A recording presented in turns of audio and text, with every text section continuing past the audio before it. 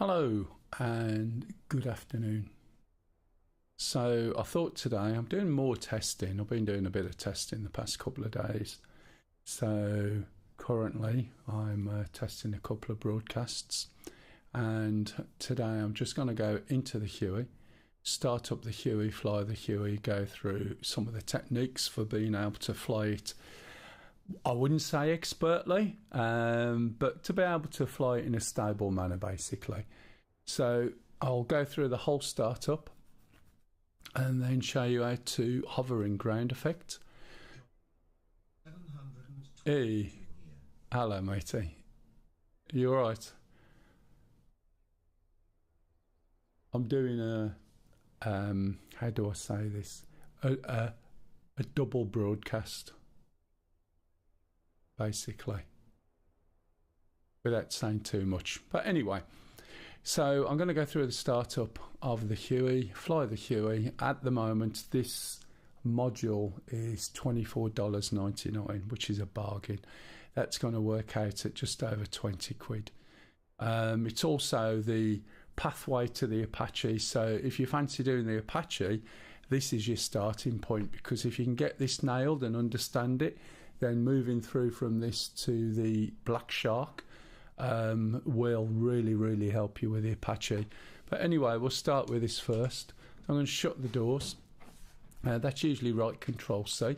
We're going to look up here to the panel at the bottom,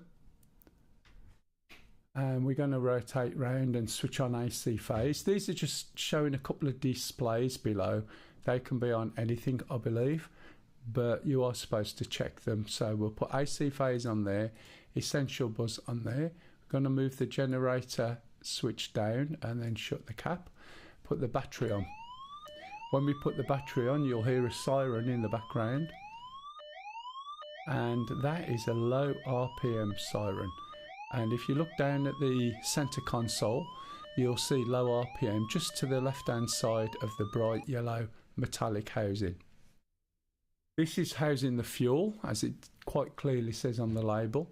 We're going to push that little switch forward, and then we're going to move up this column and switch on the hydraulics, the force trim, and we're also going to push the chip detector forward and then release.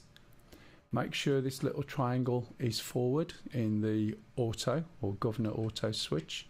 If we move around here, you can see it says gov there. And then what we're going to do is apply some fuel. I'll put on the axis so you can see what's going on. And I'm going to turn this fuel up. Just place the mouse over and roll the mouse round. And if you've got it assigned to an axis, you can now use your axis to control it, which is what I'm doing here, and pull it all the way back down again. Now, if we look, this is the cyclic, and you can see that moving in the red box. So this is our pitch and our roll. And then just down beneath that, we can see the rudder pedals moving left to right. The collective, which is the stick to my left with a throttle on. If we start raising the collective, we're adding pitch onto the blades.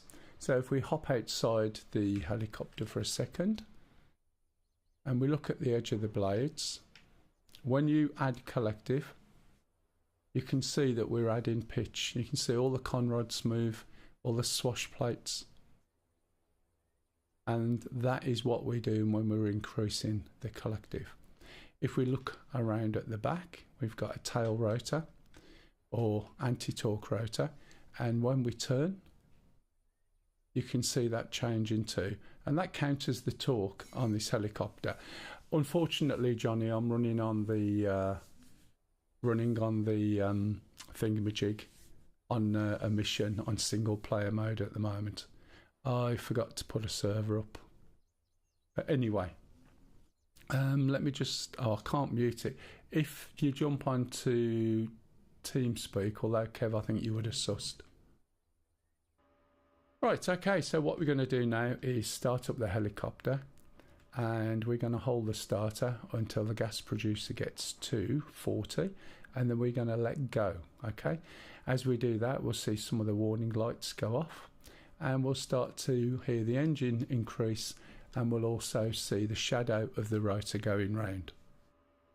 Kev, if you can check out the other stream as well, please, that will be useful.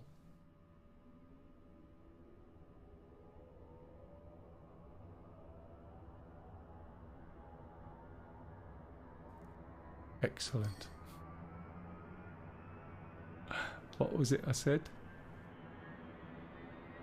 There we go. We get to 40 and let go.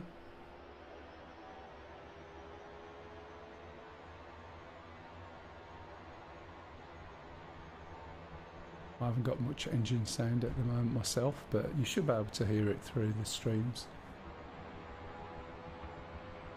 Okay, as we can see, some of the lights have gone off, the RPM has increased and is sitting now at 40% there. And what we're going to continue doing now is increasing the fuel to the turbine. And as we do that, you'll see this indicator here going up.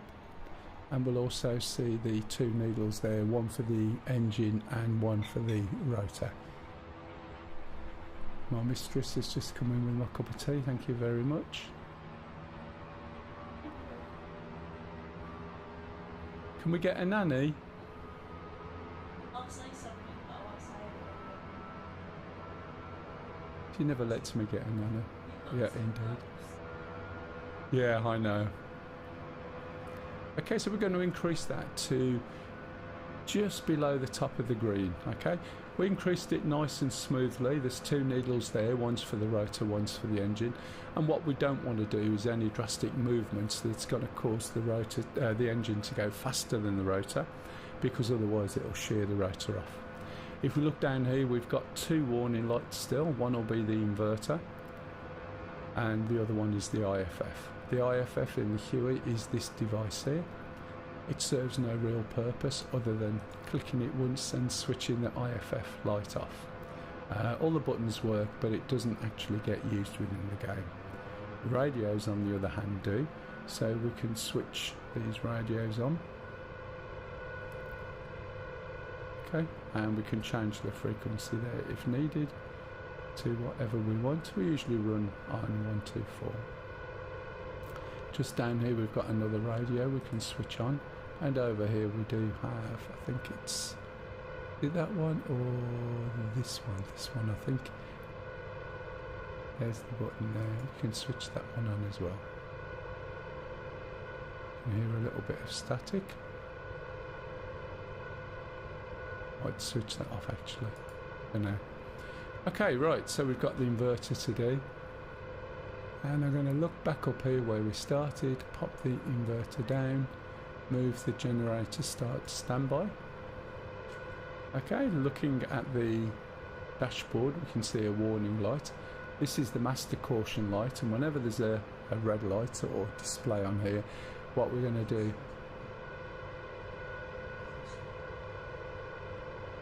okay matey, thank you.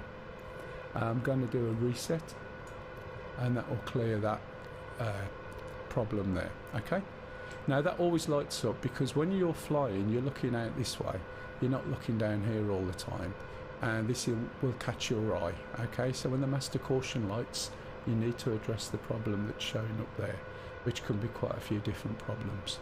The last thing to do on here is to adjust the electronic compass so that it matches the magnetic compass. So I'm going to rotate the synchronizing knob, which is to the lower right of this dial, and I'm going to make it the same. It's not far off at the moment, so I'm going to turn it this way. If I keep turning and we see a cross, then we've gone too far. If I turn back and we see a circle, then that's not far enough. So we need to adjust it so that the synchronization knob is turned such that we see half a circle and half a cross. If we look here, we can see there's two notches towards the N, and about 1, 2, 3, 4 notches from the 33. If we check here, 1, 2, 3, 4, and 2 notches from the N, and half a circle, half a cross, and we know that's correct. We do have lights on this, and we can switch those on. We've got anti-collision lights here, and we can also switch on the radar altimeter. Personally, I don't use it at this point in time. We've got plenty of visibility. We're not going to be flying too high. I'm not going over water in clouds, and I'm definitely not slinging at the moment. So what I'm going to do is take off. If we just leave the helicopter as it is and just increase the collective to lift us up, the helicopter's going to go forward and roll to the right. Okay, and we need to counter that, and we counter it by pushing left on the rudder. Okay, about 30% on that left quadrant, and just as we start to take off, we're also then going to pull the stick back a little bit and to the left, and that will counter the forward movement and roll to the right. The idea being is that we can get into a nice hover. The trimmer system on the Huey is basically the same as the trimmer works throughout any of the helicopters in DCS. It can't work like a realistic one because we all have centre mounted springs unless you've got a force feedback stick. So on that basis there's a compromise, and the compromise is when we move the stick in game, and I'll have to be careful, say there, and I hit the trimmer button to set the trimmer, right, I'm now moving my joystick all the way around in big circles, and as you can see there's no input. So every time you set the trimmer you need to relax your grip on the stick so it centres, and you'll see it do a little wiggle in the middle. Hello matey. And you saw that little wiggle? The stick here is forward as shown by this indicator, and my own real life joystick is now in the middle, but the new centre for my joystick is based around this position, as you can see. Hello Philanthropy. Don't think I've seen you for a long time. How are you? Okay, can you see that? There is a trimmer reset on this, and not because people complained and whinged and whined until ED put one in. There is actually a trimmer within the Huey. Unlike some of the other helicopters, as soon as you press the button the trimmer's set.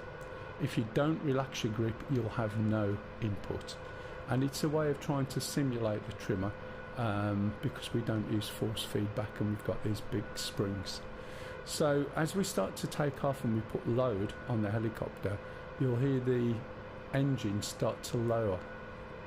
If we look here we'll see this start to drop down into the yellow, and if it keeps going we're going to get a siren. So as we start to apply collective, right, you'll hear the engine going down already. What I'm going to do is push the throttle with my little finger. Hello Grumpy. And when it gets light I'm going to pull back on the stick a little bit, make sure I've got a bit more left. Okay, and now we're up in the air. Okay, so if you rotate right like I was, you'll need to go and put a little bit more left on. Now the movement, you can see my stick moving in the cockpit. Now I can hold this in a station hover. Oh, excellent matey. Yeah, there's no reason. There's a sale on at the moment, and this helicopter's $24.99. If you're UK based, that translates to about 20 quid or just over, and it's a bargain. It is a helicopter that is absolutely amazing. Now normally when you're learning, right, if you do get DCS, get DCS from DCS, don't get it from Steam.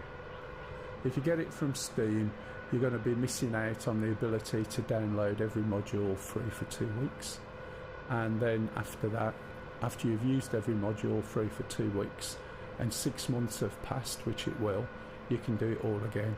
So you can try things out before you buy, whereas you can't do that on Steam. Yeah, they sell some of the things separately and they've upgraded them. To be honest, save your money. The Flaming Cliffs bundle will get you a load of planes, but they're all from a previous game called Flaming Cliffs. Oh right, okay. As another As another thing, the modules in Flaming Cliffs were what we call low fidelity. The cockpits were not clickable, and the flight model is not as realistic as some of the other things. So this, for instance, is a realistic or nearly realistic flight model, and everything works and you can click all the buttons. Whereas if you get something from Flaming Cliffs, it's, let's say, leaning more towards War Thunder and IL-2. What the I think it depends on your opinion. If you're going to spend money, it would be better to spend money on something that is going to start you off in the right direction. So with DCS, it's got a hell of a steep learning curve, okay? And it puts you in a situation where you realise, you know, you're going to have to put some time and effort in. If you want something like a fast mover that can do air-to-air, do air-to-ground, and land on a ship using catapults, then you look towards the F-18. It's an absolutely excellent first aircraft, and it will give you the biggest scope, and you can take off and land on an aircraft carrier. You can also get an aircraft carrier module as well. It's VR out the box, and when you go VR, believe me, it's a whole different thing. I'm just flying in 2D at the moment using some head tracking. There is a sale on if you go to the ED website. You can download the game from that website too for free. You'll get 2 free modules, which one of them I think is from the Flaming Cliffs anyway. That's not got a switchable cockpit. The other one is a TF51, which is a training version of the P51, and that is a realistic flight model, and it's got a clickable cockpit. However, it's got no weapons, so it's just to give you a flavour. But as I said, you can try everything for 2 weeks anyway, so if you haven't got a preference, why not have a look? Now, the reason I'm doing this is because, as I said earlier, I'm doing a simultaneous broadcast over a couple of platforms. And because there's a sale on, there's a lot of people who tend to want to fly the Apache. And the problem is with the Apache, it's got a bit of a learning curve on it, more so than some things.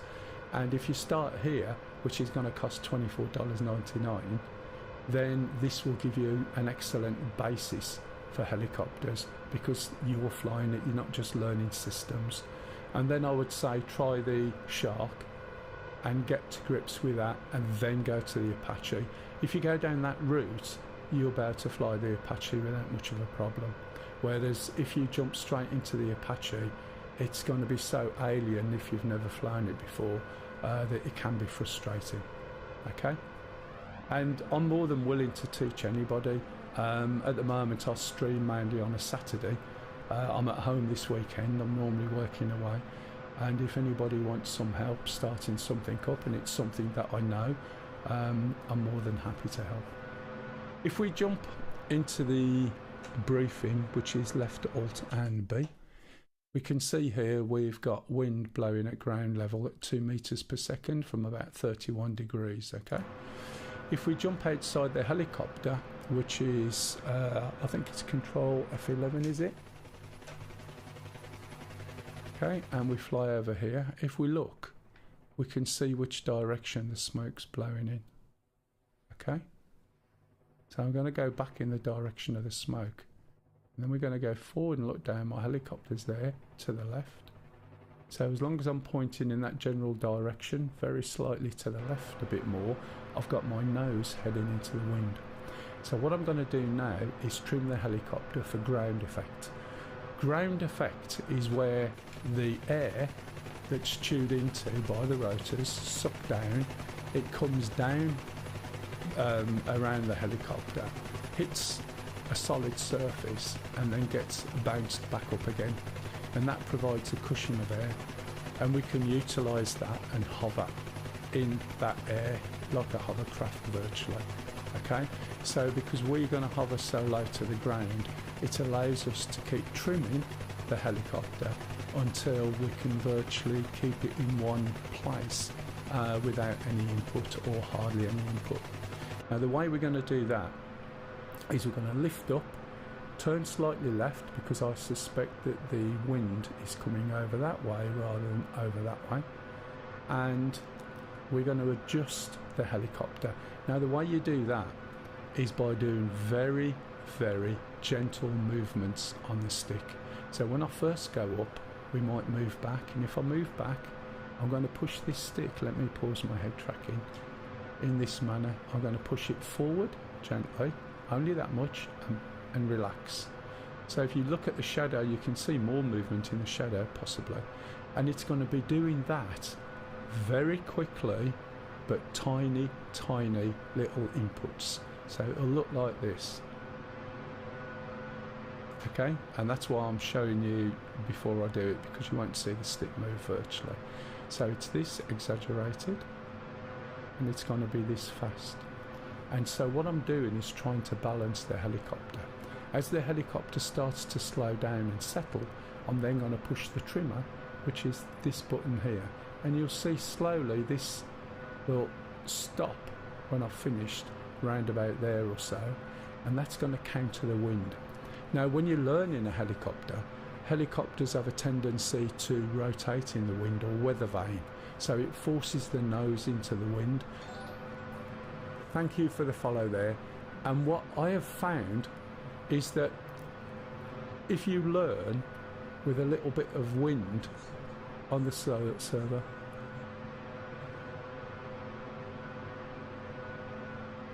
yeah, there you go, philanthropy. But I really wouldn't necessarily go down that route. I would think about what sort of module you want, whether it's to do what I explained. If you've got a favourite plane out of all the ones that they've got, or even a World War II plane, you get what you fancy, but the F-18 will give you the best bang for the buck. And the helicopters are quite good fun too. The only thing I will say is never download 2 planes at the same time. You only get 2 weeks. 2 weeks is nothing, believe me, in the scheme of things. The other thing is every plane has similarities with every other plane, but the trouble is there's subtle differences, and if you get 2 planes at the same time and you try and learn both, you'll find it really confusing. However, you can get away with flying a helicopter and a plane and learn both at the same time. The mechanism is completely different, okay? So it's not going to confuse. We've got no MFCDs or DDIs or whatever they're called, right? And it does vary so much. Yeah, certainly. So do you want, if you want the fundamentals and you want a fast mover, then I would go down the F-18 route. I don't know what the price is at the moment. It could have as much as 40% off. Okay, so have a look, see what it is. If you want helicopters, I would always start with this because it's so basic. It's also so cheap. So go and have a look at the ED site, go onto the modules, and you'll see what the old price is and what the new price is. Hello, Obi. Yeah.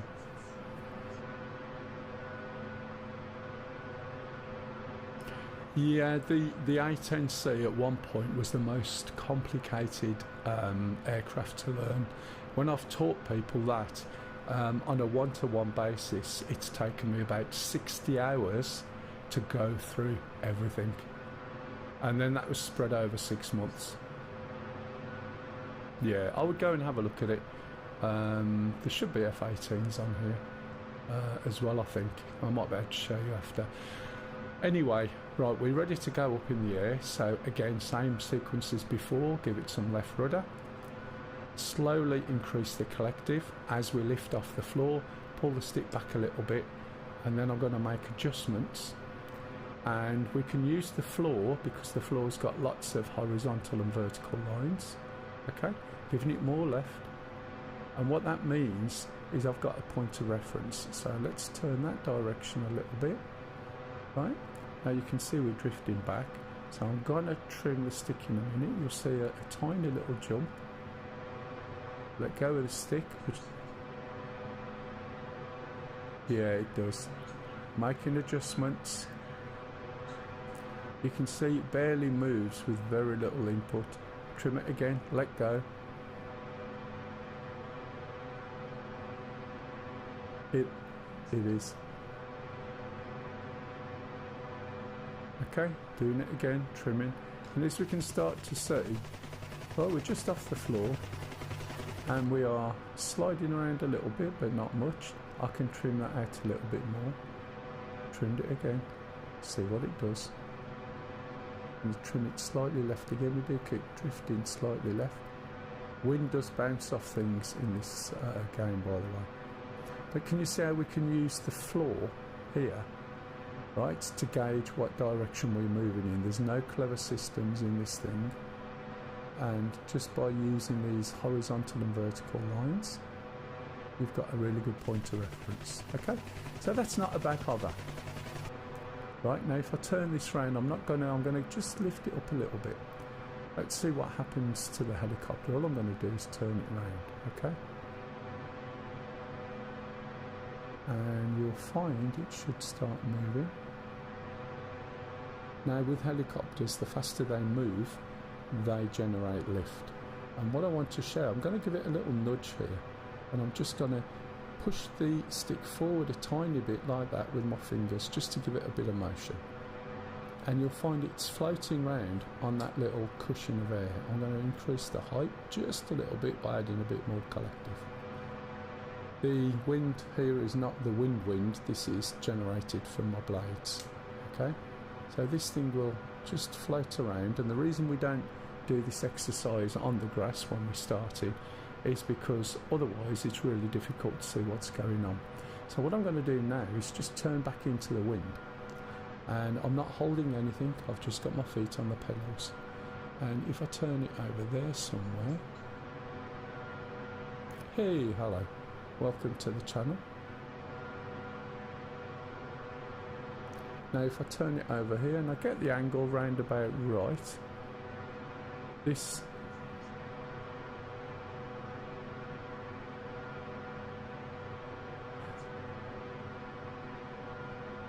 we've got quite a bit of movement drift in there. So now we've got it centered. If I just touch my stick, point my nose back into the wind, right, just 1 minute, I'll come back to you in a minute. You can see that we can make this stop, okay, with hardly any input. Hey Devo, you alright matey? No, I'm experimenting today, so if you look, you'll see I'm actually running 2 streams. Okay? So this is in quite a good hover, and if we wanted to do any sling loading with a sling, with barely any input, we can make this thing stop. If I give it a nudge, watch how much the stick doesn't move, and we're going to start going forward. Okay? Can you see? We're going forward, but look at my stick. Yeah, all fine. Even better now. I've actually started to get to where I wanted to for over 18 months ago. Circumstances stopped me, but those circumstances are changing, so all good.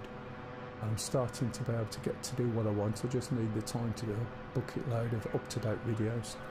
Right, I'll just land it there. Let me go back. Would you recommend I get head tracking before? To be honest, head tracking is really quite important. What you've got to be careful of is you can spend money on there, and DCS is one of those games where it's very easy to go and spend a lot of money. Think of it like learning to play the guitar, spending a few thousand on a guitar, and then after about 6 months going, you know what, I don't want to do this. Whereas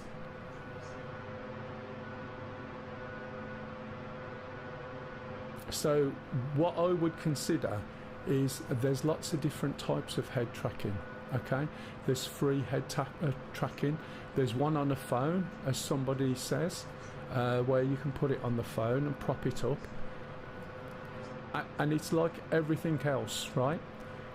You've got a low-end head tracking and a high-end head tracking. Okay, to get you started, there's lots of options you can use, as people are pointing out.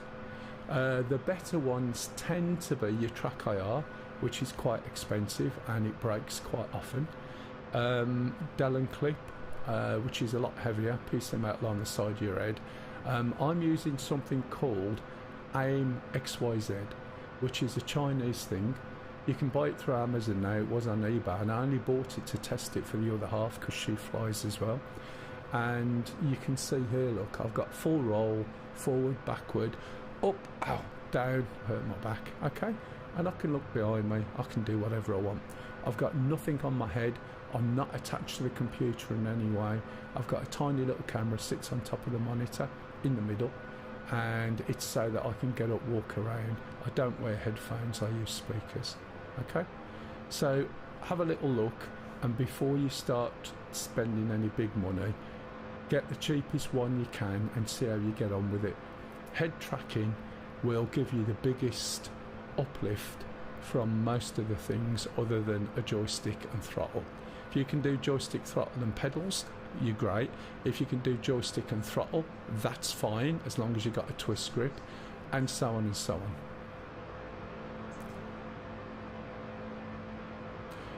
You can use a controller, but the problem is as you get more complex, you start running out of fingers and buttons. And the issue with that is when you're trying to fly, right, and you have to let go, say you've got to press a keystroke or something, it's quite a difficult controller to utilise with one hand.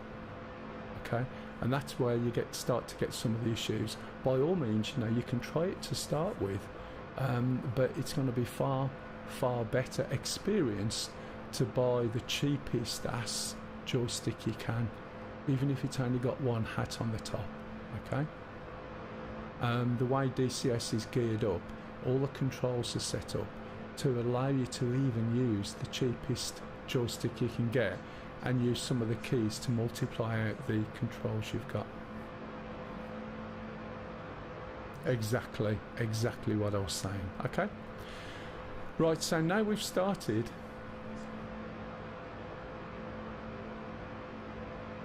Oh, you've got one already? Okay, in that case, have a look around, don't spend much money, get a cheapish one.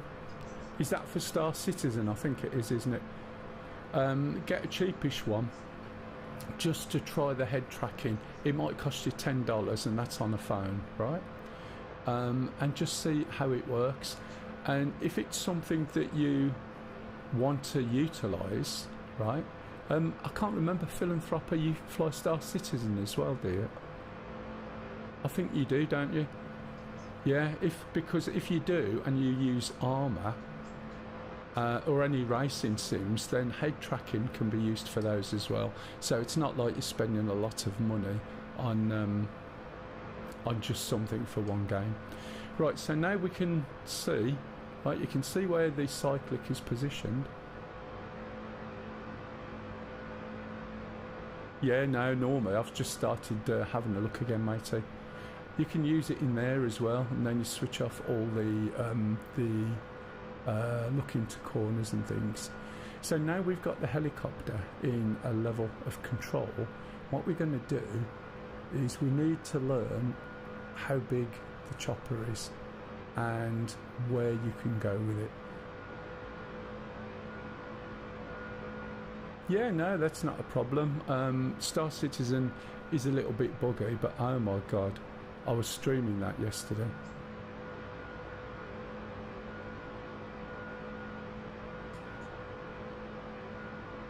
Yeah, there's lots of things you can do. The hat is alright up to a point, but when you come into land with a plane and you're trying to look over your shoulder, it gets quite cumbersome. That's how I flew at first when I first started, to be fair. I didn't get head tracking for years. I didn't even get a decent HOTAS for years. And then unfortunately I get sucked in. I'm a collector of planes. I fly probably a few of them, not all of them. So what I'm doing here is just flying over, and we'll eventually end up at the hangars, because what you need to do is get an appreciation of how wide the helicopter is, how long it is, right, and what gaps you can get round. Now, because it's a helicopter, it basically, right, can go in any direction. It's like flying a spaceship. In fact, if you were to have a fight with helicopters, you'd find yourself flying around. Some people would do turret mode, there'll be a lot of jousting, and that's because that's how helicopters fly. And spaceships, I'm thinking of that one game in particular, fly in the same way. And trying to make these fly like World War II fighters is the stupidest, did I say stupid? The most insanely stupid idea I've ever heard.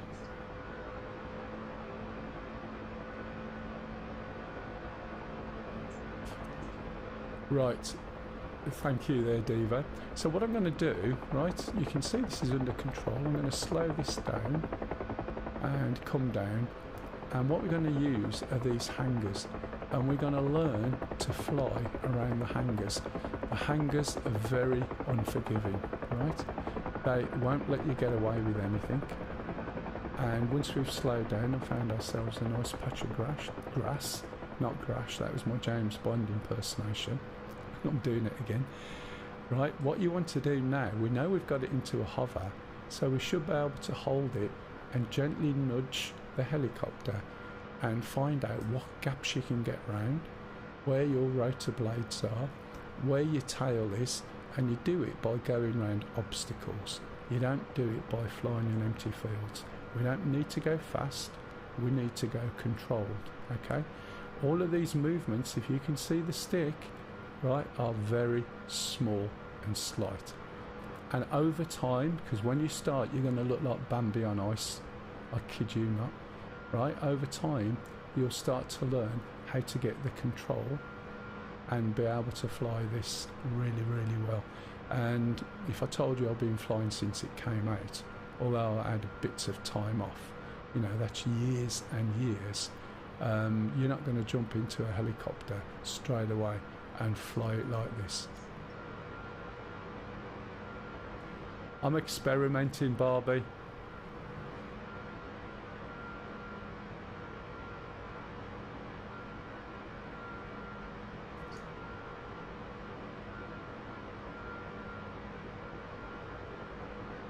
What joystick have you got? I'll tell you, you don't need rudder pedals. If I jumped up now, went into the other room, jumped on the other half's machine, she's got a T16000M and it's a joystick with one hat and twist grip. Oh look, there you go. Right, hey Solo.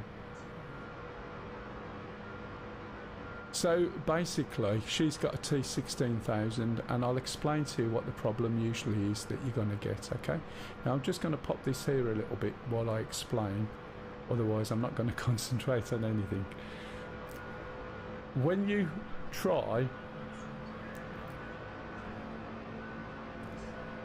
Hey, you're right, yeah.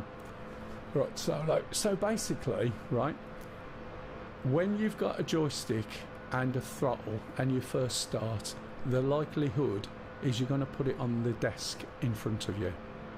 The other likelihood is you're going to put it either side of your keyboard, and that means that when you put your arms out, if your seat isn't adjusted right with the desk, right, and your arms are going up or slightly down and out, when you use a twist grip it makes it extremely difficult. So what I would recommend, and you can try this one by the way, whoever it was who said that they got T16, Obi-Wan. If you get your keyboard and you move it more towards the centre of the desk, that's going to allow you to bring your joystick and your throttle, right, closer in. And what you want to do is just bend your arms at the elbow, so when your arm is out in front of you, that's where you need it. If you do that with a joystick, you'll find you can twist the joystick fully left, fully right without pulling on it. If it's out, as you turn and you try and turn left, which you do a lot of, say in the Huey, you're going to also pull on the stick and it's going to make it extremely difficult. But there's enough travel in that rotary movement on a T16M to be able to fly it no problem at all. And when I jump on the other half, she always says, how do you fly it like that? And it's the same kit as she flies. She does fly it really smooth, but it's having a very gentle touch. The biggest problem with helicopters is there's too much input. I've got no curves, I'm just relying on the input of my stick, and it's like tiny little gentle movements. Without meaning to bore the pants off everybody, I had to fly in a helicopter once, and the guy says, here you go, here's the cyclic, let's fly over there. And that was the first time I'd ever been in it. It was a dual control, he was an instructor, I wasn't his pupil, but he took me for a ride and then gave me the stick. And what I did was pushed it forward and nothing happened, and I pushed it forward again and then it started to happen. So we're up at 1,000 feet, right? We're doing 100 and just over 100, 110 maybe, and then the nose was going down and I was like, oh shit, pull back on the stick, nothing, pull back a bit more, then the nose went up. And basically we were doing bucking bronco going along, and he was killing himself laughing, and he said, right, hold the stick and I'm going to do it. And it was this guy who showed me how to make the helicopter do what you want. And ever since then I modified the way I tried to fly, and now my flying is completely different, and yet I've got control over the helicopter. And it is tiny little inputs. Now my joystick is a Warthog, it's got no twist grip. I use pedals as well, and I've also got an extension, but I've flown for like 10 years or so, or whenever it come out, with my Warthog on a desk, but in the right position, okay? And it makes it easier to fly. So now my stick in real life moves exactly the same as this, okay? And even then I'm doing tiny little movements like this to make this thing move. So if you try it again, Obi, trust me, you will find a completely different experience and much better control over your rudder than you're going to get from the one that's on the throttle. I know which one you mean, because she used to have that throttle before. At the moment they're Thrustmaster TPRs, right? Yeah, try it seriously, and as long as you've got no drift on your stick you'll be fine. If you do have any drift, you can usually tweak that out with a dead zone. Alright, if you fly anything like Star Citizen, I would recommend not using the twist grip for it, because you'll just wreck it. Because if you use it a lot you'll find it will drift. But you should get away with it okay in DCS, because you're not having to do violent movements with it. The other thing is, if you're using the throttles that come with a set of throttles and stick, there's a modification that makes the throttle work much better and smoother. You can find it on Etsy. It's about $30 and it'll be like having a brand new joystick, brand new throttle with a very smooth level of control, okay? There is a problem with that particular throttle.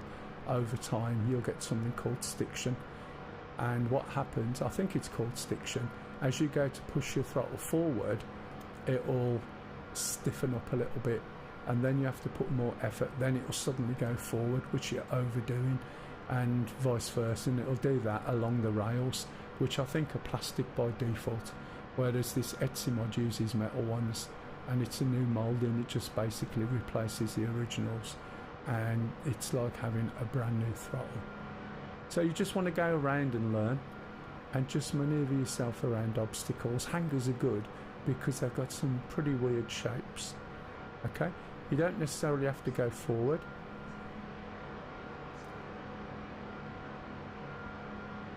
Okay, have a look on Etsy and look up Thrustmaster T16000 rudder pedal modification or something like that, and you'll find it's like a little plate with slides and metal, and I think you just whack some silicone grease on it, mate, and you'll have a new, or silicone oil, and you'll have a brand new throttle, trust me. Right, so the other thing is your tail.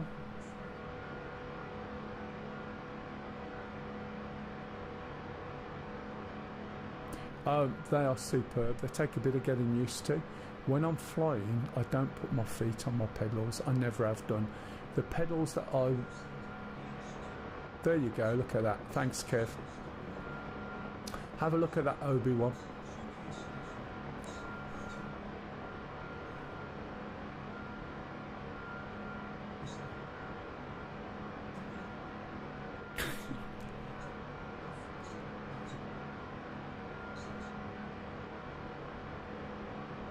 Yeah, you can tell Kev's a mod because he has a man speaking.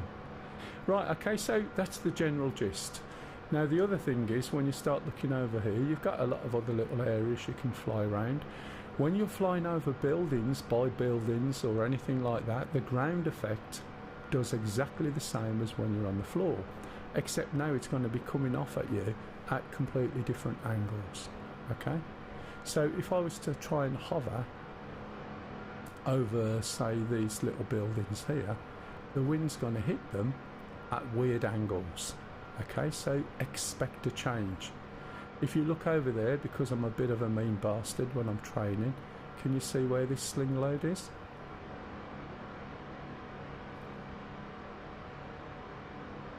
So when I teach people from scratch, right, everybody I've ever taught on their first lesson has the ability to sling load. And sling loading is one of the hardest things you can do in this. And because I'm a bit evil, I've put some sling loads where they're in difficult positions. Because while you're hovering over that roof, the air coming off it comes off at two different angles. And it throws your helicopter around. Now you might not notice that, but that's because I'm compensating as I'm flying. I'm using my toes on my rudder, and that's all I'm doing. My feet are planted on the floor and my toes are managing the rudder. So when you get into a helicopter the first time, don't expect to fly like I do. Now, if I'm teaching you, I can basically guarantee for most people that you'll be able to do sling loading as well on your first lesson, and that all depends on whether you can trim the helicopter. So I usually get the students, I show them how to take off, I explain what you have to do like I just have been doing. I get them practicing, and when they feel comfortable that they've got a really good hover, then I'll get them to come and sling load. And then when they do the easy ones, like you'll see in a minute round the corner, I say, right, okay, all you got to do is pick it up, don't worry about putting it down. And then I'll get them to come and do that one. You see we've got two different levels of roof there, and that sort of gives you this weird turbulence with the wind. Okay, so these are the sort of easy sling loads to try and pick up, and this is using the realistic sling loading, so the one that's built in. The problem is when you use realistic sling loading in multiplayer, it's a little bit buggy, and what that means is that sometimes you get a desync between the sling load and other pilots. So you can see the sling load be put down on the floor and they see it up in the air and they can collide into it. And the other thing it does sometimes is it distorts the graphic and stretches for a few hundred meters, and you can collide into it. So you'll find a lot of servers don't use proper sling loading, they'll use a script to do it, but it is one of those things that are quite hard to do. But if you go through the techniques I've just gone through, you'll find it's relatively easy to just go and pick that up. Okay, I'm not going to do sling loading now. I will be creating a video where I'll go through from scratch, all in one session, do sling loading, do weapons, do landing, do combat landings, various things, how to put the helicopter in a nice comfortable place. I've also got one which is over at the edge of town, which is in between a couple of buildings, and the blades just about clear the buildings, and unless you push yourself in these things, you're not going to sort of crash, and you're not going to learn by your mistakes. It's sufficiently difficult for you to basically learn how to start this up very, very easily, because you're going to crash so many times. Okay? Anyone got any questions? Either from the other streaming platform or from here. I can see both chats, except the other one's a minute behind. for obvious reasons. I'm pushing about 43.5 meg to that one and about 6 meg to this one. Right, okay, taking off then. Let's take off properly. Now, I'm going to just pop this down here. This is a mission, by the way, that I've modified very slightly.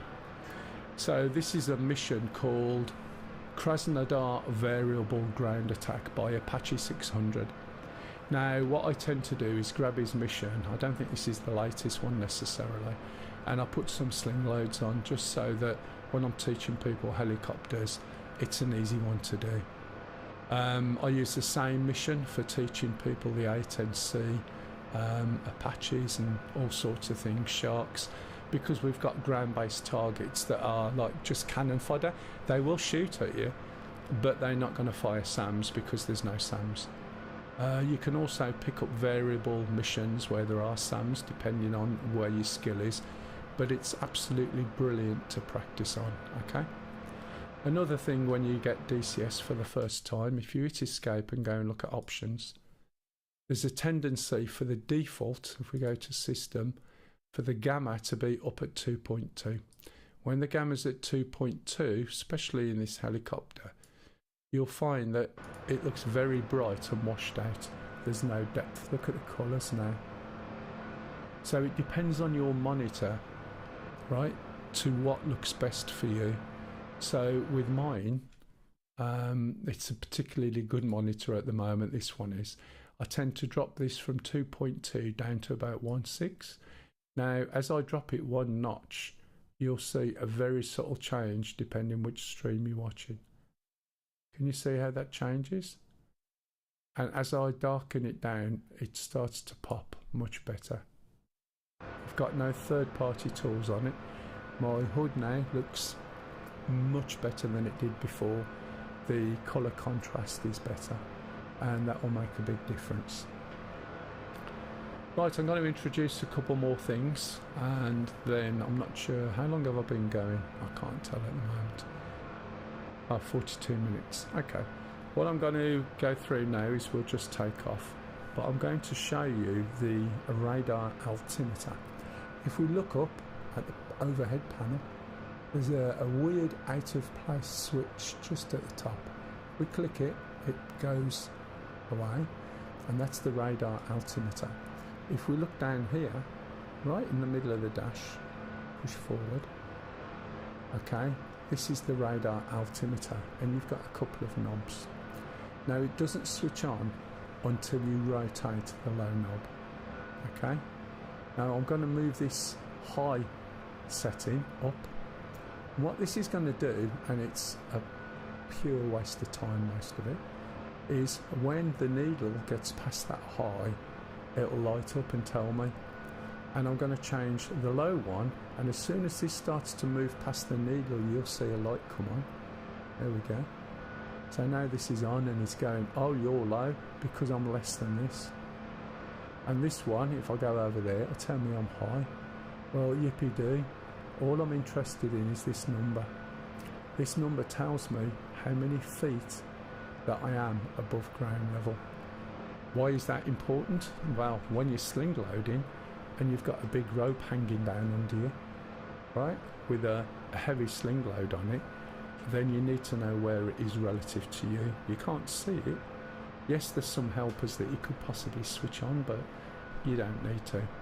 So as we take off now and start to fly, let's just move this back a bit.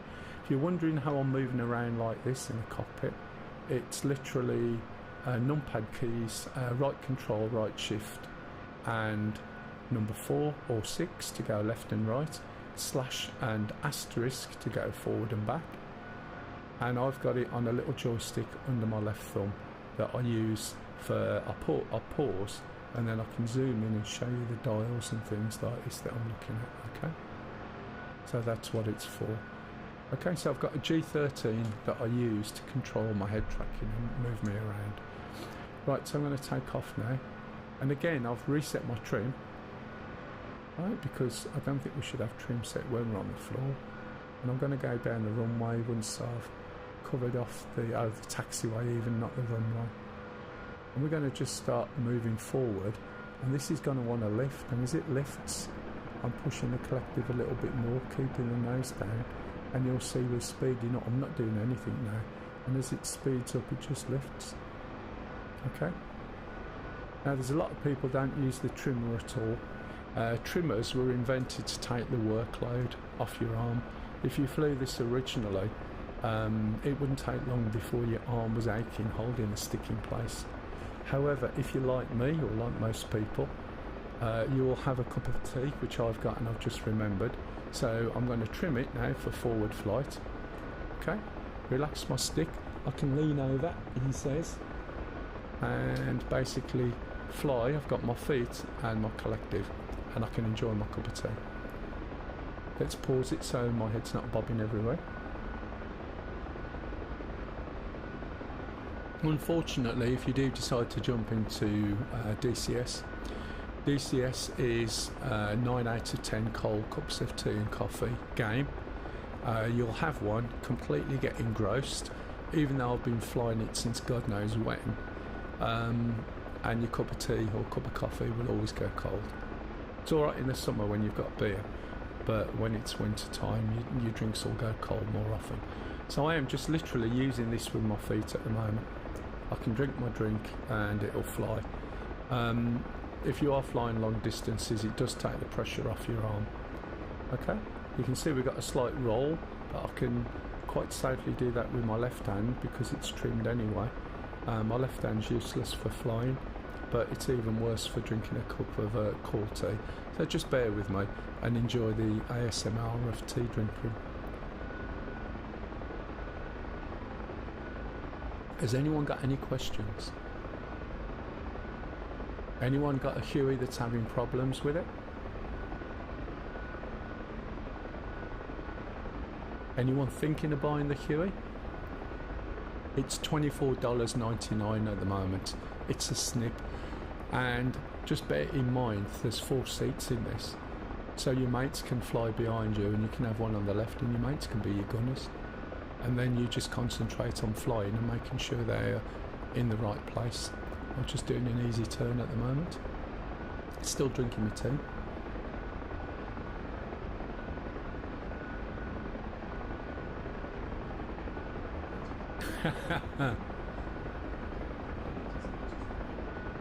Yeah, how did you find the Apache when you first started on the Apache?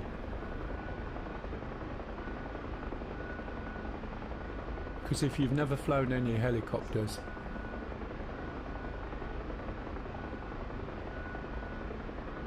it's really good fun, but it just doesn't have the systems that the Apache has. The trim just trims and that's it.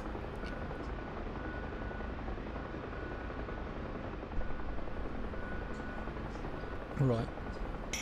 Okay, so basically then, that is how to fly the Huey. It's absolutely brilliant because when you start to learn, right, one of the things you're also going to find out pretty damn quick is what VRSing is.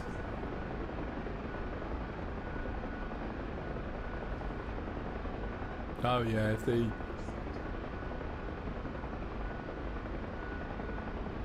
yeah. Oh no, definitely. It's better than what it was. And also it's a bit weird getting your head around the control system and the way that trimming works in conjunction with the other things. And that's one of the reasons why I say if anyone wants to fly the Apache, excuse me, you start with the Huey to get the basics of helicopter flying and how it drops out the air, and then you move to the Shark to get to understand how the trimmer works.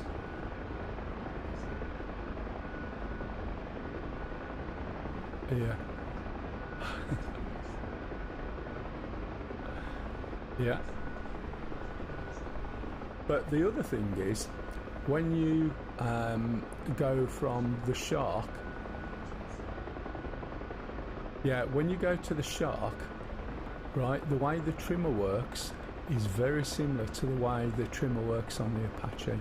So if you can get your head around the trimmer in the Shark, and I can always jump into the Shark anyway.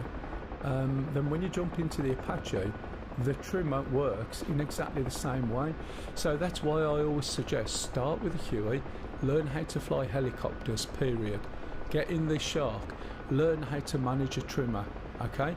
Get into the Apache, and then you most of the way there.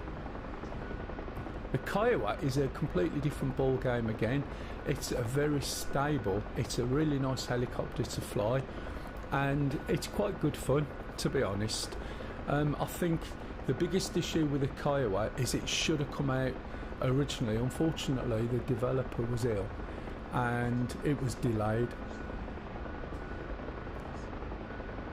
The SU-25, yeah, but it's a completely different flight thing. Did anyone see which way I come from? I've lost my runway.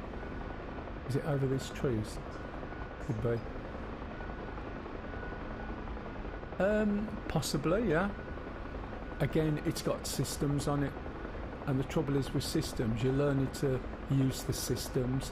In this, it's you flying, and you'll learn a lot because this will drop out the air, right, as it looks at you and smiles, and you are going to crash. You're going to crash a lot, and you know, if anybody jumped in for the first time, there's very few people that can jump in and just pick it up and have that level of control. It really is the case. One of the biggest problems you're going to get is something called VRS, which is a vortex ring state. Oh, excellent. Oh no, that makes sense. I can understand why you would buy it as well. Yeah, exactly. All helicopters suffer from VRS. I had one friend who I used to fly with. Again, he started as a viewer. Most of the people I fly with now were viewers. Now, some of them I bought from years ago where we've played games together, but most are viewers nowadays. And he had the Shark, and he was VRSing all the time. I said, go and get the Huey and learn how to deal with the VRS. So what a VRS is basically, is it's called vortex ring state. Yeah, that one's interesting. It's a little bit more logical on there. So basically, if you're trying to overpower, if you're trying to hover outside its range for hover, or you're descending too low, instead of having a nice wave pattern and having lift, the air gets turbulent, the lift disappears, the RPM drops, and you drop out the sky. Your first instinct is very normally to push or pull and increase the pitch on the blades. Now, when you increase the pitch on the blades, which translates into your head more power, what that does is increases the speed at which you drop. And let's find out. Oh shit, we're going faster than I thought. Just a minute, both hands off. Where are we? Okay, it's behind me. So you will start to drop faster. So the trick is with a VRS, if you notice it, that is, you've got to flatten your blades, turn them into just a flat disc, and then push your stick in any direction. You can recover a VRS in 10 foot if you do the right thing. If you're inches off the floor, forget it. But you've got enough room and you can recover the helicopter in a matter of feet. But you've got to understand how it works. Every time you come down to land, you've got a potential of VRSing. And if you look at this vertical speed indicator here, see this number 5? If you start going below that, you are opening yourself up for a VRS. But you can do it, and as long as you're moving, you're fine, because you're moving out the turbulent air all the time. So when you come into land, as you get slower and slower, right, you really don't want that needle all the way down there. Now when I land, if I land quite heavy, yeah,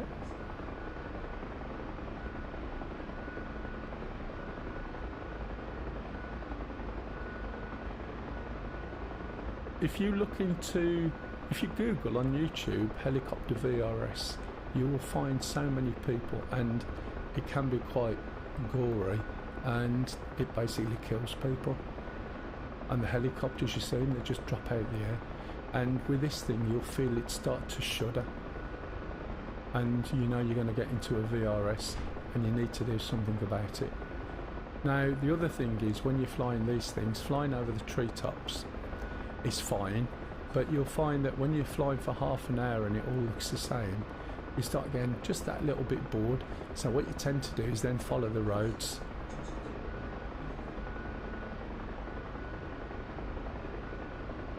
Yeah. Yeah. So I'll try and show you, and I'll show you what a VRS is. Am I going the wrong way here? Hopefully not. Let's get back over towards where we needed to go. Where's the airbase? It's over here, isn't it? And I'll show you, and I'll see, because the chances are I'll start to go into a VRS. And it's not the VRS you go into that's the problem, it's the VRS you don't come out of is the problem. And sometimes it just plops and there's nothing to support you, and that's exactly what happens. Thank you, darling. This is my air hostess who brings me cups of tea. She doesn't bring me cakes and biscuits because I'm not... No, she used to try and bring stuff, but I don't like eating anywhere near a computer. I don't want crumbs anywhere, I don't want sticky fingers. Ah, she's gone.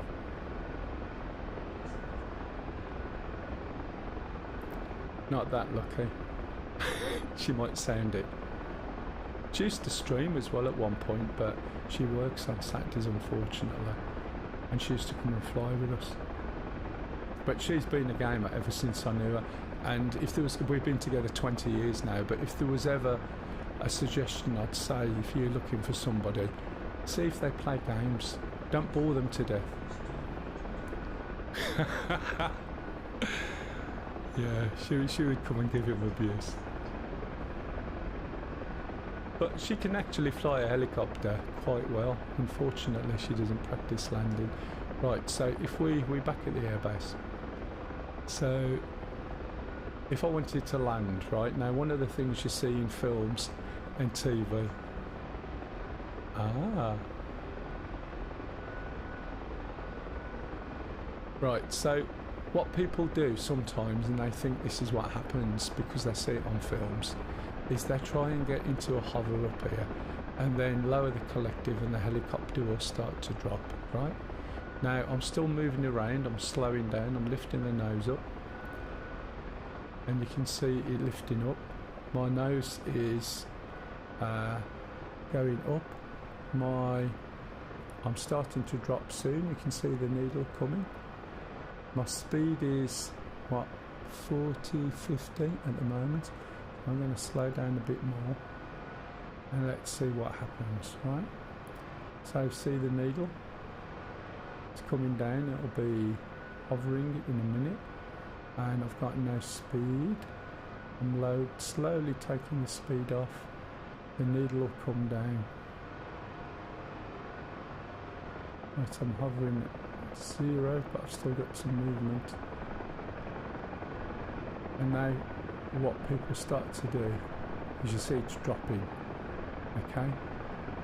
I'm not moving forward, it's dropping down, it's starting to shake a bit, and there we go. And I'm just going to drop now if I do nothing. So what I'm going to do is flatten my blades, just get the stick forward. This has increased my airspeed by quite a lot, and I can recover from that height easily. Sometimes when you're really low down, which is when it gets you, basically if you're going to bring troops and land, especially if you're under fire, say you want to land in a specific place, which I would not advise doing that when you first start. I would look at the place you want to land, fly past it. If you want to land quickly, you can put a turn in, and if you don't catch that turn properly, what will happen is you'll just keep going and you'll VRS with your arse pointing in the direction where you wanted to land. So I want to land down sort of somewhere around by this building here. So I'm doing what, 60 miles an hour. I can put a really steep turn in. Okay, and this will suddenly brake. It's a bit like a jet ski. I'm lowering the collective. I've got no forward speed. I'm watching that needle down there. It's going down, but as you can see, I'm pushing it forward at the same time. Okay, and now I can land in front of that hangar, giving it a bit more collective to counter that sudden drop that I've got, and then you can land straight down. So you can actually stop it. You go into a hover, right? Don't try and land on the floor straight away, especially if you've got movement, and then you can gently lower the helicopter down onto the floor. If you've got any movement, the reason why you got skids is if there's any forward movement, it will slide a bit on the grass, and then it's going to tip forward and back if you're not careful. So just expect it and be aware. If you land and you've got movement to the side, it's going to roll over and bury the blades. Okay? So it takes practice. You're not going to be able to get in and do it instantly. So just bear that in mind. Now, if we want to do slinging, I'm going to reset my... Can you see where my trim is set? Look how far forward that is. We look at the blades. Can you see how they tilted forward? Now, I'll get rid of that. Now, another thing you need to be aware of, if ever you're going to go up a hill, okay, now remember what I said about ground effect. The air comes off the helicopter, pushes it down, and it will bounce off the ground. If you go up a mountain or a hill, that air will bounce on the mountain and come off at an angle, and it will push you backwards down the hill. And you'll start to feel yourself... It's my training skin, look. You'll start to feel like you're, of course we're not going to crash. That's a slogan from Plato. In fact, did you do this skin, or was it Pappy with your slogan on? So basically, if you're going up a mountain, it pushes you down, and what you'll try and do is increase your collective, because you can feel yourself getting slower and slower and slower. No worries, Oz. So basically, you'll overheat the engine and you'll burst into flames trying to go up a mountain. There's no mountains around by where we are, but if you want to go up a mountain, the best thing to do is get to the height you want to go to the top of the mountain on before you get to the mountain. Otherwise, you'll never get there. You try flying up mountains, and I guarantee you'll burn out before you get up there. Okay? When you're on a ship, and I haven't set this up to have a ship or anything at the moment, you will hover on the deck of the ship. But the second you leave the deck off to the left, right, front or back, right, there's a chance you might drop, so just beware. Because you're hovering on a cushion of air 1 second and then you're not. And flying on a moving ground like an aircraft carrier is quite good fun. So you want to practice that as well. And also find one of those little ships with a helipad at the back and go and land on that while it's jetting along. It's good fun. It's all different techniques to try and improve your level of control. How's the other one looking, Kev? Is it alright? No one's chatting in that one at all, and I can see there's like 2 people on it, which is you and somebody else. But the volume should be fine.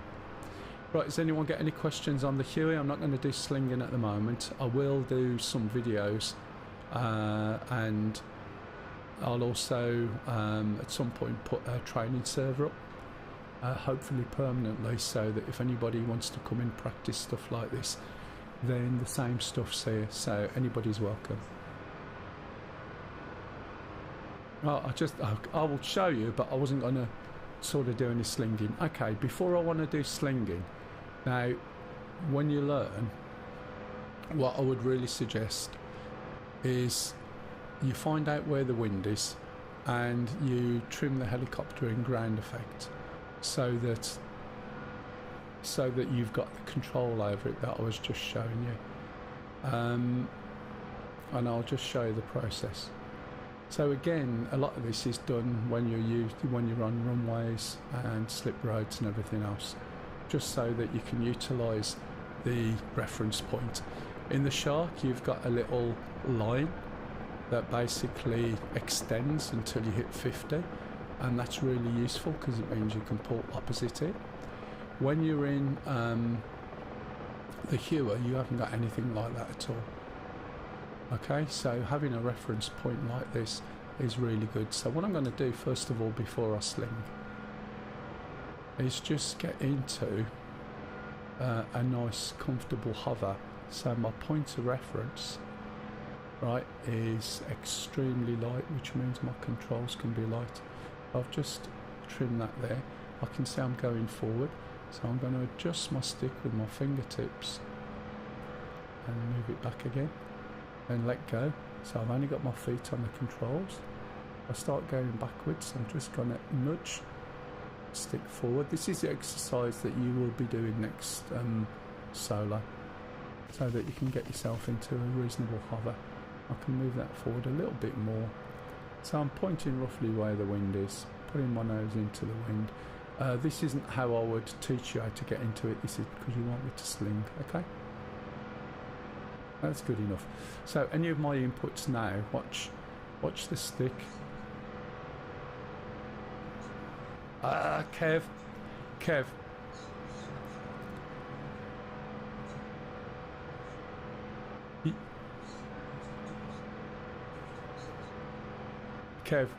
you're not supposed to be putting links in. So I'll get a stern letter, mate. You're going to have to delete your link. That's one of the rules, is you can't advertise another streaming service. There's already another rule that I'm doing that they will moan at, and I'll get a letter. So that is another big no. Okay, so I've got a control of this. Now I'm going to leave it set up in the trim. It's only a slight one, and I'm going to pop my helicopter down. Right, we've already established we've got a radar altimeter down there. Yeah, Kev. Otherwise it would have been blatted every other second, mate. So you can see that we've got this here. Okay, if we look at the helicopter from outside, the hook is underneath where the rotor passes through, and it's at the centre of gravity for the helicopter. I'm not sure what they do. If we look here and we turn around behind us, we've got this women's padded coats that they wear, and if you follow this down, that's where the rotor is. It's just behind this bulkhead.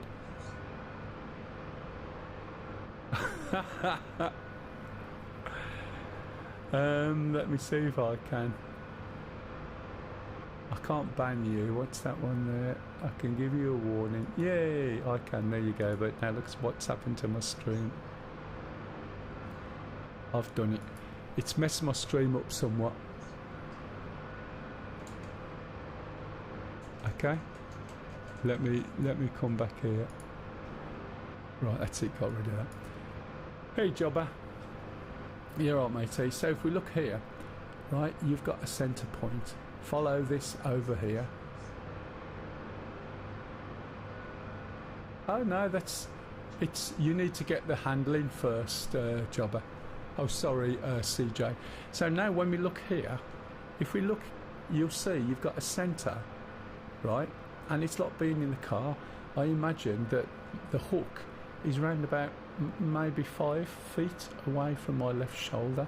This is the centre, so I know where the centre is. So when I go and pick this up, let me call up, this will call up the closest one. So if we go up to parent menu, we can see all cargoes, and the closest one will be the one at the top. So there's all different cargoes, and the reason why they're so heavy is because of the wind. If your cargo's £200, right, it's going to swing round like a wrecking ball. Right, and I'm not going to take my clothes off and swing round on a wrecking ball for you, but that's what it's like. So if we look here, when I click it, we'll see red smoke start coming out of one of the cargoes. There's possibly one over there.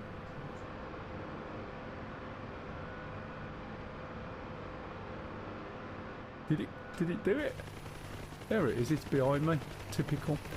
The other thing you can see, right, is which direction the red smoke is, which is excellent, because what that means is that I now know which way the wind's blowing. So I'm going to reposition and then I'm going to check my rotor. Okay, now if I want to sling this, there are some controls I've set up, and if we look on here, there's a whole little section for slinging. So if we look external cargo, and the only ones I use out of the ones available are the external cargo auto unhook and the external cargo hook. And the difference between the two is when I'm over the cargo, my co-pilot's going to go forward 10 metres, left 10 metres or so, in position. We'll see a little thing come up, tell us we're in position. I'm going to just push my hat down and the hook will hook on and I'll get the cargo. When I want to drop it off, I know what height I'm at, I know how far away the cargo is, and I can pull the trigger any time, and then when the cargo touches the floor, it will unhook, okay, automatically. Now, when I get into the right position or towards the right position, the guy on my left, as I said, will start telling me where to go. And I'm going to turn round. I've got my altimeter on so I can see what my height is. Did anyone spot?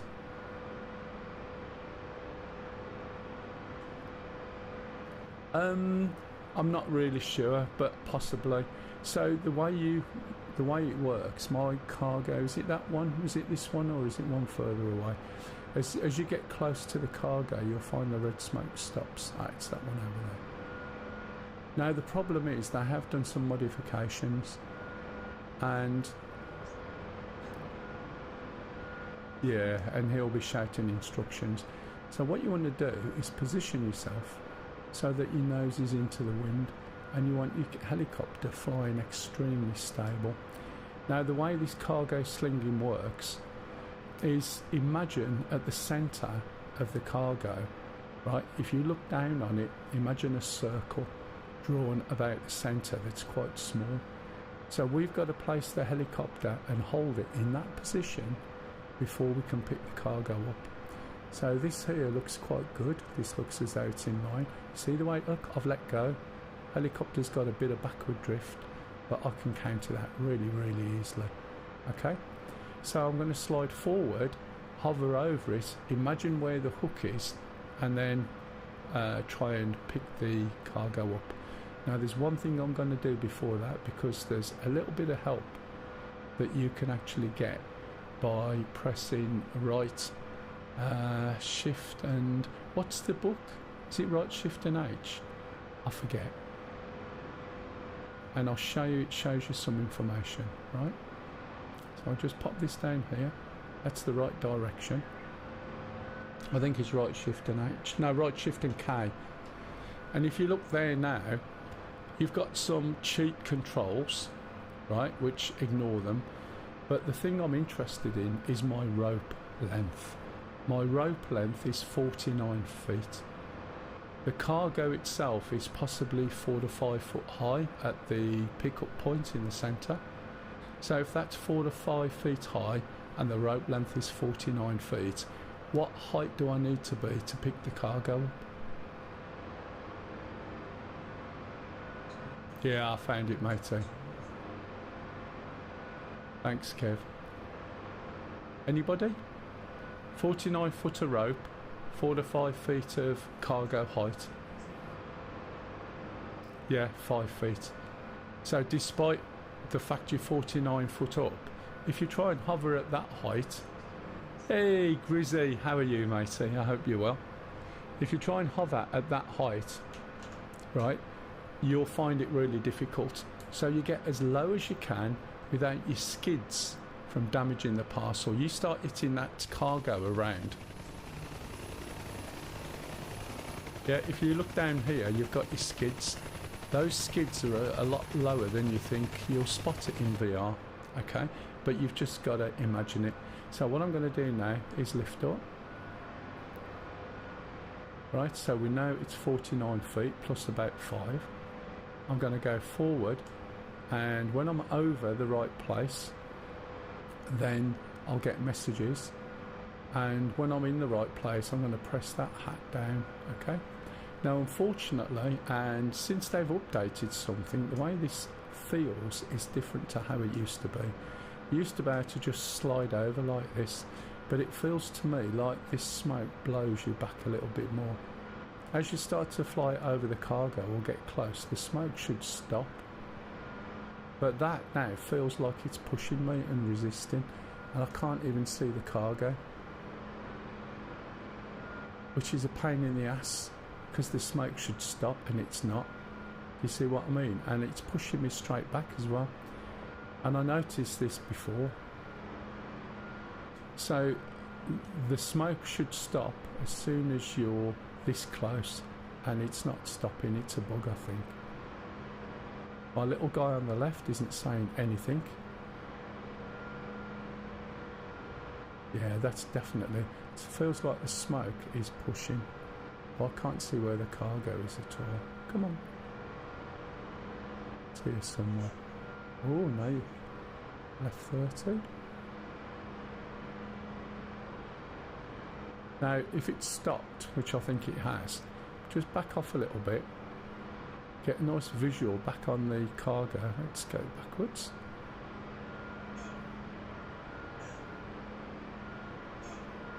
I don't know what he's saying. Sounds like he's been on the bottle.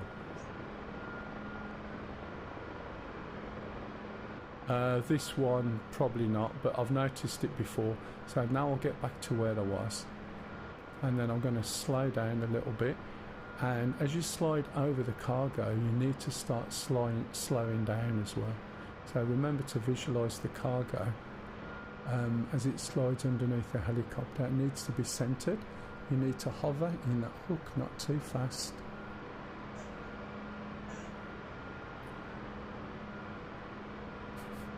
Definitely pushing.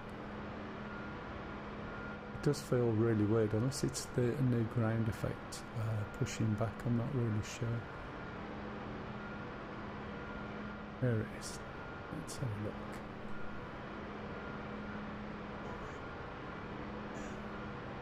Yeah, just wait for it. It used to take me about two to 3 seconds. Okay, now cargo's 49 feet. Line is tight. We should be going up with the cargo. 3 meters off the ground. If we have a look, we've got a cargo, and that would be swinging round. Okay, if it wasn't hanging steady, it swings round, as I said, like a wrecking ball, right? And what would happen then is that it will pull your helicopter around. Okay, it really imparts the force, right? If I'm just slowing down a little bit. Oh, I need more RPM, look. Can you see the RPM change? And I couldn't hear it. I think I've just dropped the cargo, I've put it down, I hit the auto unhook, lowered the helicopter, and we should see the cargo over there. There it is. And I've just popped it down again. Now, if you put it down too heavy, there it is. Right? I think. Oh, I've still got it. Oh shit, I didn't think I had. I thought it had gone. Look at it. Oh, stop your moaning. Right, now I'm going to slow the load down then.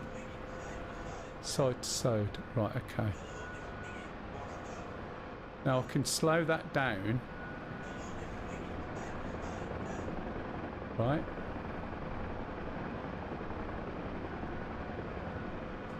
I can... Oh, this is the other thing that's happening. Look, look. Yeah, it's just done it. Oh, the game's crashed.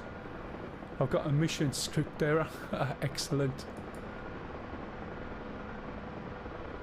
So it's just crashed out on my screen, right? I got a mission script error, and that was that. So that wasn't brilliant, but never mind. So basically, when the load swings, it is like a wrecking ball. It pulls you side to side. So if you can get an idea of which way it's swinging, as it swings, you move the helicopter in the way that it's swinging. So if it's swinging left to right, as it starts to swing to the right, you push your stick to the right and you'll stop it. And if you can't understand what I mean, you get anything hanging on a piece of string, get it moving like a pendulum, and then when it's moving, if you move your hand in the direction that it's swinging, you'll stop the movement, and that's how it works. But I must admit, since it's been changed, it is a pain in the ass. I'm not going to switch over to the A10C now or anything, as all the planes are on this mission, by the way. When I do the videos, I will basically be... I will have all the planes in. Let's get back in there. I need to go to spectators. Can I get spectators? No, I'm in... oh, I'm all right, yeah. So basically, I'll put the mission in, or a link to it.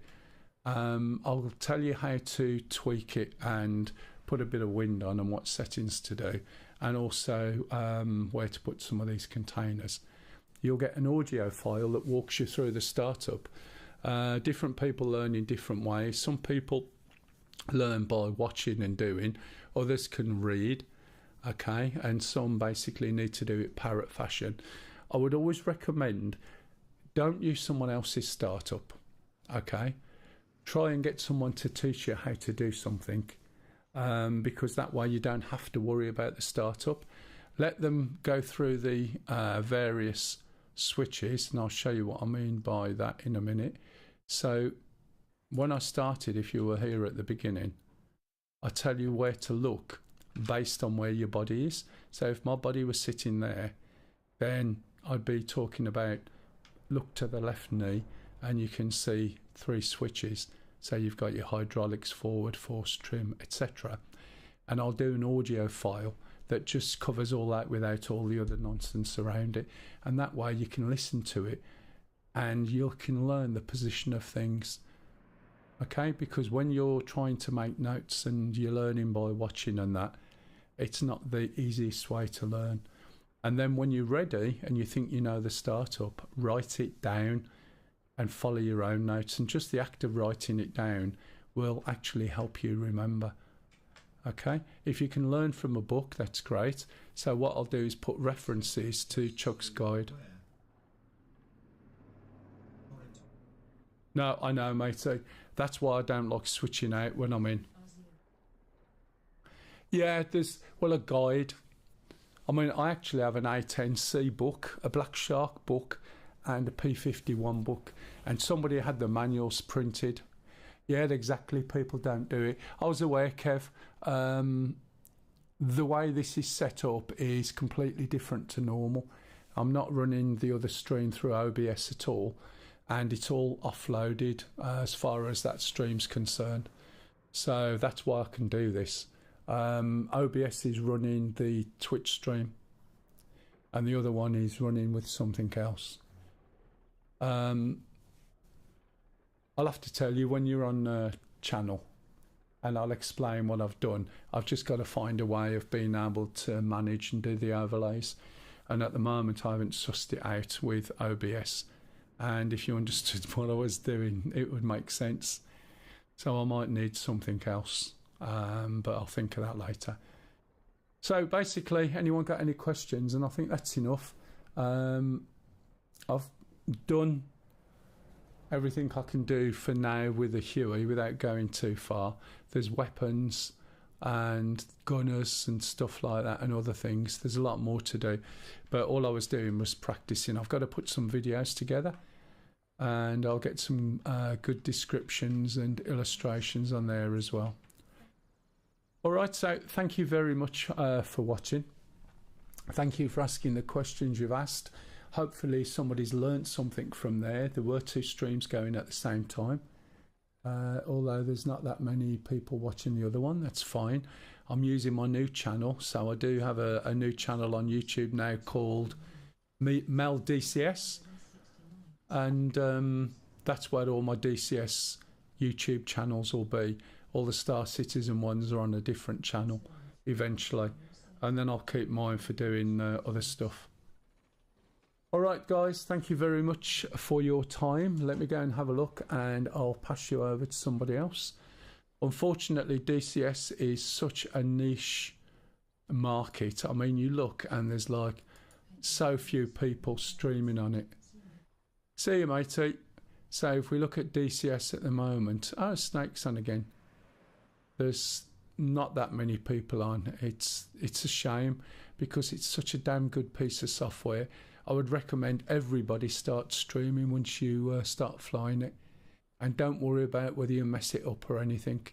If you really want to learn, right, and learn this thing inside out, teach somebody else, because believe me, by teaching someone, it makes you think about it and it makes you learn what you actually know. Right, I'm going to pass you over to Snake Venom, and then I'll be jumping off on both streams. Okay, thanks for watching. Let me get this one raided, and I don't know when I'll see you next time, at work or next week. Got some time over the holiday. Thanks for your help, Kev.